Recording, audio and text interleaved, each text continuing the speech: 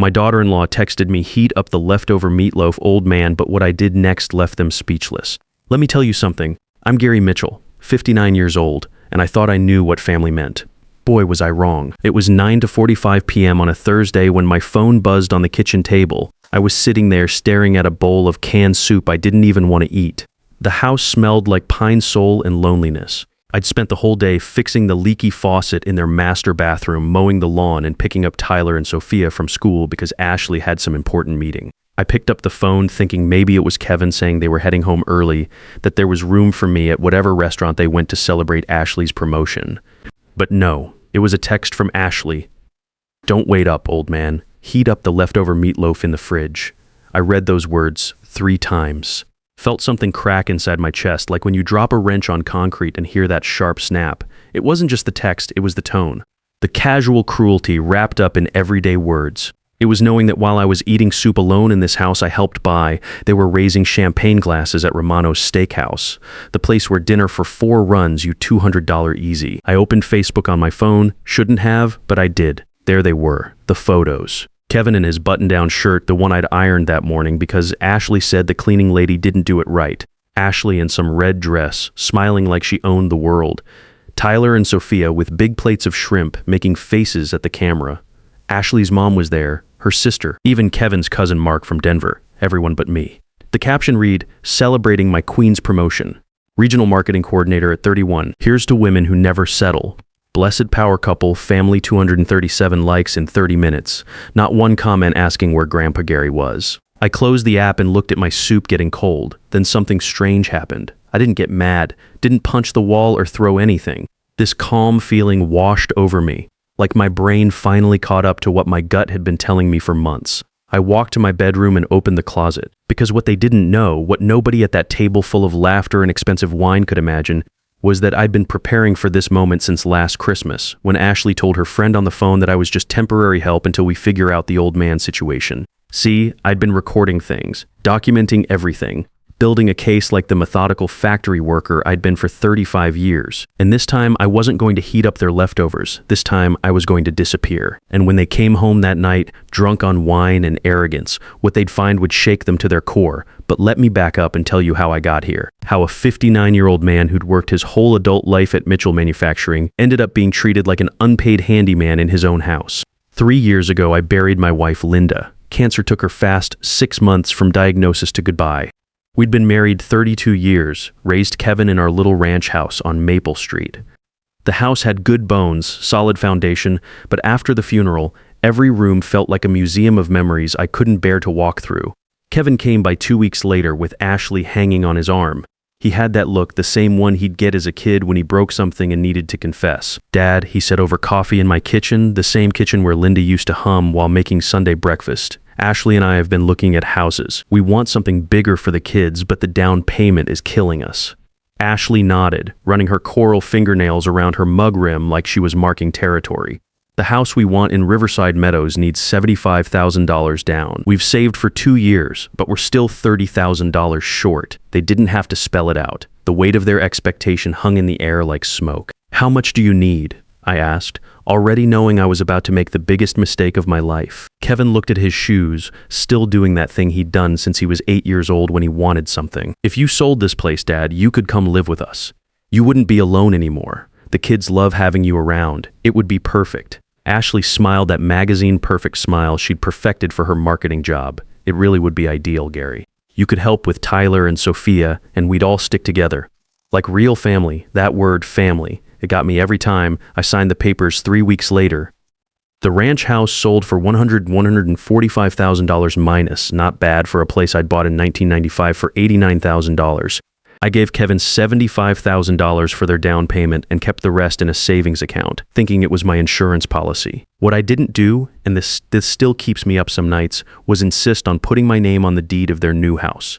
Kevin said it wasn't necessary, that it was all family anyway. "Why complicate things with extra paperwork? Just makes it cleaner this way, Dad," he'd said. "We can always add you later," and I, like a trusting fool, believed him. The house in Riverside Meadows was everything our old place wasn't. New construction, HOA fees, mailboxes that all matched, and neighbors who barely waved when you passed. 4 bedrooms, 3 full baths, 2-car garage with automatic doors, modern appliances, granite countertops, the works. Nice place. Expensive place. Cold place. The first few months weren't terrible. I found my routine. Up at 5:30 a.m. to make coffee the way Kevin liked it, black, with just a pinch of sugar. The way I'd taught him when he was 12 and wanted to drink grown-up coffee with me on Saturday mornings. I'd cook breakfast. Eggs over easy, bacon crispy, but not burnt, toast cut diagonal like Linda used to do. I'd get Tyler and Sophia ready for school, pack their lunches with little notes like "Have a great day," "Love Grandpa," and walk them to the bus stop at the end of our cul-de-sac. Ashley would breeze out at 7:45 sharp in her business suits and that expensive perfume that probably cost more than I spent on groceries in a month. She'd barely look at me on her way to her silver Lexus, the one they'd bought 6 months after moving into the house they couldn't afford without my help. Kevin would leave at 8 for his construction supervisor job, sometimes giving me a quick forehead kiss like he had since he was little, sometimes just calling out "Thanks, Dad," without even turning around. Then the house would go quiet, except for the expensive central air system that Ashley insisted had to be set to 72 degrees year-round. And I'd stay behind, washing dishes in the farm sink that cost more than my first car, doing laundry in the high-efficiency machines I'd bought them for Christmas, fixing whatever needed fixing around their perfect house. Because Ashley had standards, high standards that she'd inspect every evening when she got home from managing marketing campaigns for medical device companies. She'd walk through the house like a general inspecting troops, running her finger along baseboards looking for dust, checking the bathrooms like she was grading a hotel, opening the refrigerator to make sure everything was in its designated spot according to the system she'd created. "Gary, the mirrors have water spots. Gary, Tyler's school uniform isn't pressed right. Gary, why did you use the expensive fabric softener? The store brand works just fine. Never Grandpa, never Dad, like Kevin called me, just Gary, like I was the maintenance guy who happened to live in their house." Sometimes she'd add "please" at the end, but it always sounded like an afterthought, the way you'd thank someone for holding a door.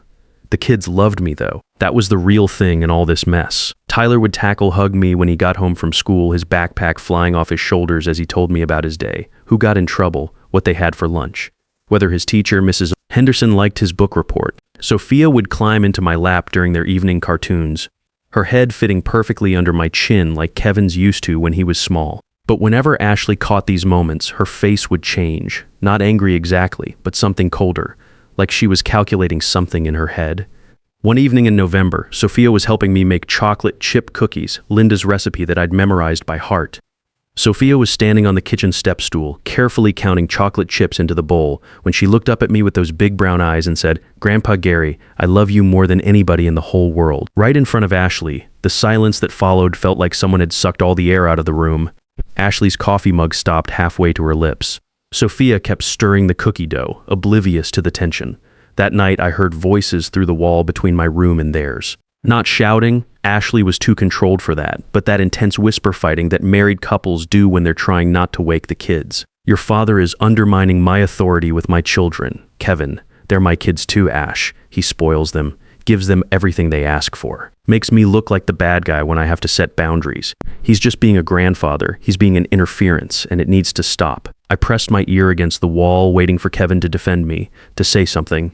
Anything. But all I heard was silence, then the creak of their bed as someone rolled over. That's when I knew I'd crossed some invisible line I didn't even know existed. The months that followed, the humiliations got more creative. Ashley would plan family outings and forget to mention them until they were walking out the door. "Oh, Gary, we're going to the zoo. Didn't I tell you? It's kind of a small car situation. You know how it is." She'd have her book club over and introduce me to her friends as Kevin's dad, who helps around the house never as family, never as grandpa to her children. They stopped including me in photos. At Christmas, when they set up for the annual family picture in front of their 12-foot tree, the one I'd helped Kevin wrestle into the living room and string with 800 lights, Ashley handed me her phone. "You take the best pictures, Gary. You have such steady hands." So I stood behind that camera watching my son, my daughter-in-law, and my grandchildren smile like a Christmas card while I disappeared from their family history. That photo ended up in a silver frame on the mantle. I wasn't in a single family picture anywhere in that house, like I was some kind of ghost who happened to do laundry and fix leaky faucets.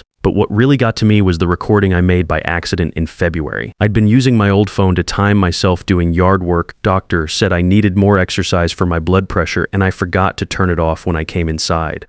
Ashley was on a call with her sister in the kitchen, and she didn't see me in the hallway hanging up my work jacket. No, seriously, it's like having a live-in handyman who works for free. Ashley laughed. He gets up early, makes breakfast, watches the kids when I need him to, fixes everything that breaks. And the best part, I don't have to pay him or give him vacation days because he's family. Her sister said something I couldn't hear. Then Ashley continued. Kevin feels guilty sometimes, but I keep telling him that Gary's better off here than rattling around alone in some depressing senior apartment. Besides, where else is he going to go? That laugh, cold as ice water. That's when I started recording on purpose. Over the next 6 months, I collected 17 recordings, Ashley talking to her friends about how convenient it was to have a built-in babysitter, Ashley planning with her sister how to convince Kevin that I'd be happier in an assisted living facility once I got too old to be useful, Ashley mocking my clothes, my truck, my old-fashioned ways to anyone who would listen. I saved every recording, backed them up, organized them by date in a folder on my computer labeled home maintenance records. Even documented the conversations in a notebook just like I used to do with machinery maintenance logs at the factory, because 35 years of factory work teaches you something important. When something's about to break down, you better have documentation. But the recordings were just part of what I was building. The real evidence was in my old toolbox, my dad's toolbox from when he worked the oil rigs in West Texas. Hidden behind some shoe boxes in my closet, wrapped in one of Linda's old dish towels, was a spiral notebook where I'd been documenting every penny I'd put into this house. See, Ashley might have thought I was just some old guy who didn't understand modern life. But 35 years of quality control at Mitchell Manufacturing taught me to keep records of everything. Every receipt, every bank transfer, every home improvement project that came out of my pocket while Kevin and Ashley lived like they'd won the lottery. I flipped through those pages like reading a financial crime novel. September 2021, down payment on house $75,000, October 2021. New washer and dryer set because Ashley said their apartment-sized units were embarrassing for entertaining, $2,100, November 2021. Complete living room furniture set because she wanted something that didn't look like a college dorm, $4,200, December 2021. New roof after the hailstorm, $6,000. January 2022, master bathroom remodel that Ashley desperately needed to feel comfortable in her own home, $8,500, March 2022. Kitchen appliance upgrades, $3,800. June 2022, backyard deck and patio project, $4,000. August 2022, pool installation for the kids, $12,000. Page after page of my retirement money flowing into their lifestyle upgrades. But the monthly stuff was what really got me. Kevin's construction supervisor job paid decent, around $4,200 a month, take home, but their mortgage payment was $1,450. Add in Ashley's car payment, her credit card bills, the kids' activities and groceries for 4 people, and they were underwater every month. So who made up the difference? Me, $850 every month from my Social Security and pension, faithfully transferred from my account to theirs. For 3 solid years. I did the math on the last page of that notebook, double-checked it like I used to verify production numbers at the plant. Down payment and home improvements, $87,500.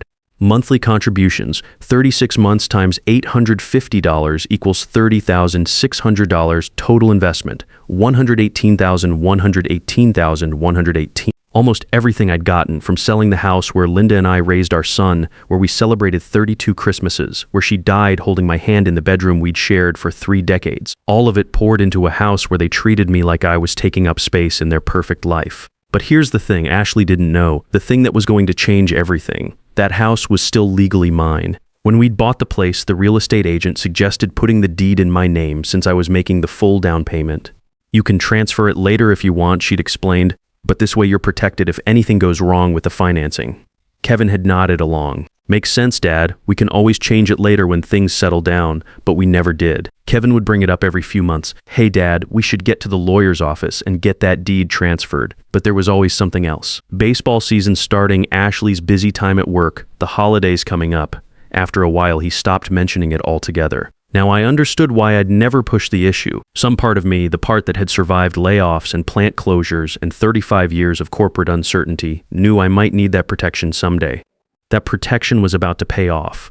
The Thursday Ashley got her promotion started like any other day. I was in the kitchen at 6 a.m. making coffee when she came downstairs practically glowing. She had on her power suit, the charcoal gray one she wore to important meetings, and a smile that could have powered the whole house. I got it. She announced as Kevin stumbled down in his work boots, still half asleep.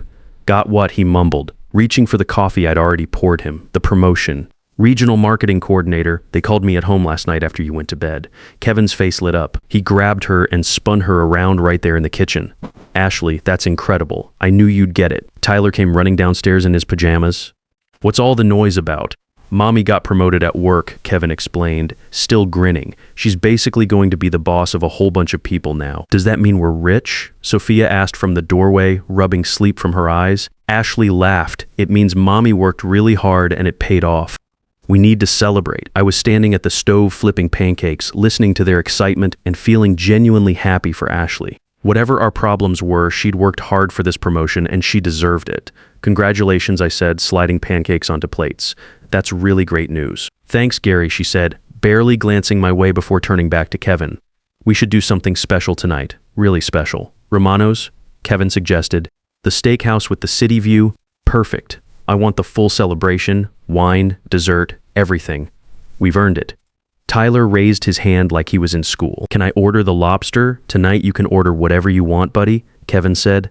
This is a big deal. The whole family should celebrate. My heart did a little jump at those words. The whole family that meant me, right? I put the plate of pancakes on the table and wiped my hands on my apron. What time should I be ready? I asked, trying to sound casual. Ashley froze with her coffee cup halfway to her lips. Kevin stopped chewing. The kitchen went dead quiet except for the hum of the refrigerator. Ashley looked at me like I'd just asked to borrow her car to rob a bank. Ready for what? The celebration dinner. Family dinner. Kevin cleared his throat and shot Ashley one of those married couple looks that say 1,000 words without speaking. Oh, Gary, Ashley said with that fake smile she'd perfected for difficult customers. This is more of an intimate celebration. Just us, the kids. My mom who's driving up from Colorado Springs. You know, immediate family. Those words hit me like a punch to the gut. Immediate family. After 3 years of cooking their meals, watching their kids, and paying their bills, I wasn't immediate family. I understand, I said, turning back to the stove even though the pancakes were already done. Besides, Ashley continued, buttering her toast like she was performing surgery. Someone needs to keep an eye on the house. Can't just leave it empty. And you're such a good cook. I'm sure you'll make yourself something wonderful. Kevin said nothing. My son, the boy I'd taught to throw a curveball and change a tire, just sat there staring at his breakfast like it held the meaning of life. They left at 11 a.m. Ashley changed outfits 3 times before settling on a red dress that probably cost more than I spent on groceries in 2 months. The kids were excited in their Sunday clothes, chattering about lobster and chocolate cake. Kevin gave me his usual distracted forehead kiss. Don't wait up, Dad. We'll probably be pretty late. And just like that, they were gone. The house went silent except for the hum of the central air and the distant sound of lawnmowers in other people's yards. I walked through the living room I'd helped furnish past the 55-inch TV I'd bought them for Christmas through the kitchen where I'd prepared thousands of meals. Everything was perfect. Everything was in its place, and I was completely alone on what should have been a family celebration. I made myself a can of soup for dinner. The cheap kind, 89 cents at the grocery store. I ate it at the kitchen table, not the dining room. The help doesn't eat in the dining room. At 7:30 p.m., I made the mistake of checking Facebook. There they were, living it up at Romano's. Ashley glowing in her red dress with a wine glass raised in a toast. Tyler and Sophia with huge plates of surf and turf, making silly faces for the camera. Kevin looking proud in his dress shirt, the one I'd ironed that morning. The whole table was there. I counted them, Kevin, Ashley, the kids, Ashley's mom, her sister and brother-in-law, and 2 other couples I didn't recognize. 10 people celebrating while I ate soup alone in the house I'd helped buy. The comments were rolling in. Congratulations, Superwoman. You deserve everything. Beautiful family. Nobody asked where Grandpa Gary was. Nobody noticed someone was missing from the family photo. Then my phone buzzed, Ashley's text. Don't wait up, old man. Heat up the leftover meatloaf in the fridge. I stared at those words until they burned into my retinas. Old man. That's all I was to them, some old guy who fixed things and paid bills and watched kids when it was convenient. I typed back, will do. But those 2 words carried 3 years of humiliation and a decision that had been building since the day I realized I was invisible in my own house. I went upstairs and pulled my suitcase from the closet, the same one Linda and I used for our 25th anniversary trip to Yellowstone. It still had a park sticker on the corner. Before I packed anything, I went to my closet and retrieved my father's old toolbox. Inside was the notebook with all my financial records, the manila envelope with the property deeds, and a USB drive with 17 audio recordings of Ashley's phone conversations. I sat on my bed and opened the envelope with shaking hands. There it was in black and white. Property located at 1247 Riverside Circle, Riverside Meadows Development. Owner, Gary Mitchell. My name. Only my name. The house they thought was theirs legally belonged to me. I packed quickly but carefully. Clothes, photos of Linda, my father's watch, the notebook, the deeds, the recordings, everything that was truly mine. Then I called my lawyer friend Harold Peterson, who I'd known since high school. Gary, it's pretty late. Everything okay? Harold, I need legal advice. It's about my house. Your house? I thought you were living with Kevin. That's exactly what I need to talk about. 20 minutes later, I had an appointment for first thing Monday morning. I left a note on the kitchen counter. Kevin, for 3 years I lived in this house as an invisible handyman. I cooked, cleaned, fixed everything that broke, and contributed $108 while being treated like hired help. Tonight, while you celebrated Ashley's promotion and texted me about leftover meatloaf, I decided I was done being the ghost in this family. Check your nightstand for documents that will explain everything. We'll see each other soon with lawyers present. I've loved you your whole life, but love doesn't mean being a doormat. Dad, I put the manila envelope on Kevin's nightstand with a note. This house is in my name. Always has been. Every expense is documented. $118 and $100 total investment. Hope the celebration was worth it. I called an Uber from the corner and waited in the shadows. When the driver pulled up, I took one last look at the house. 3 years of my life, most of my money, and all of my dignity had gone into that place. Long trip tonight, the driver asked as we pulled away. I watched the house disappear in the darkness. Not a trip, a journey back to myself. As we drove through the quiet subdivision, I imagined them coming home. Kevin fumbling for his keys, Ashley laughing about her promotion, the kids sleepy in the backseat. Walking into that house, calling my name to tell me about their expensive dinner, finding silence. Going upstairs confused, seeing my empty room, then finding the note and envelope, understanding everything. Monday morning, I sat across from Harold in his law office downtown. He'd spent an hour reading through my documentation, shaking his head and whistling under his breath. Gary, this is ironclad. You own that house outright. You can evict them, charge them back rent, sell it tomorrow if you want. They have zero legal claim to the property. What I want, I said slowly, is for them to understand what they lost. Not just a house, me, their family, their foundation. We worked out a plan, a 60-40 property split, me keeping the majority ownership, Kevin getting enough to stay in the house but never forget who really owned it, monthly rent payments to me, mandatory family counseling for Kevin and me, and one more thing, Ashley would have to attend financial planning classes to learn the value of money and respect. That afternoon, I sent one text to Kevin, family meeting tomorrow, 2 p.m., Harold Peterson's office on Main Street. Bring Ashley. Come ready to listen.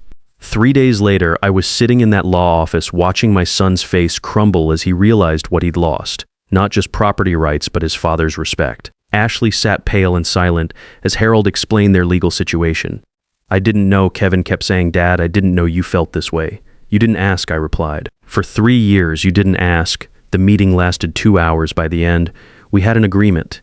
They could stay in the house, but things would change. I'd keep my apartment downtown. They'd pay me rent. We'd go to counseling. Ashley would attend money management classes. Most importantly, I'd never again be the invisible old man in my own house. 6 months later, Kevin and I have coffee every Wednesday. He calls me Dad again, not just when he needs something. Ashley says please and thank you now, and she means it. The kids still love their grandpa Gary. I sleep peacefully in my small apartment, knowing I finally found my voice. Sometimes the most loving thing you can do is teach people not to take you for granted. Respect isn't given, it's earned, demanded, and sometimes fought for. At 59, I learned it's never too late to stand up for yourself, even against your own family. The hardest lesson I learned at 59 wasn't about money or legal documents. It was that teaching people how to treat you sometimes requires walking away from everything you've built for them. Family isn't about blood or obligation. It's about mutual respect, and respect can't be inherited, borrowed, or taken for granted. Sometimes the people who need your love the most are the ones who've forgotten how to value it, and the only way to remind them is to stop giving it away for free.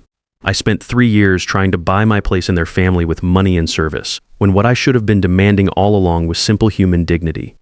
The most expensive mistake you can make is investing everything you have in people who see your generosity as weakness instead of love.